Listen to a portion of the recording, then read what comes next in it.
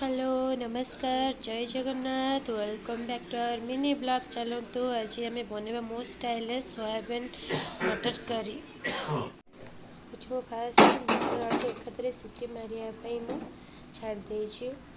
Then एपट side रे soybean बड़ी को भेदे देछि जेहेतु टिके सॉफ्ट रहिबा। सोयाबीन टिके भलसे भाजी नै तापर एथनो पियाज टिके जारी नै मो फास्ट लंका गुंड पके जाकर कलर टिके आसी देन तापर ये भल भाव में लंका गुंड टे पकईदेली कलर आसापी मसला पकईदेली भलसे कषि जाद्वारा कि मसलार कलर आस देन तापर ये मोर मटर तरकारी रेडी है देखूँ केमी लुक्रु जान देन लंच सारे पड़े आसी लुगा तोड़ापी देखो केते प्रबल मात्रा तापर मुझे लुगापटा सब तोड़ी आनिली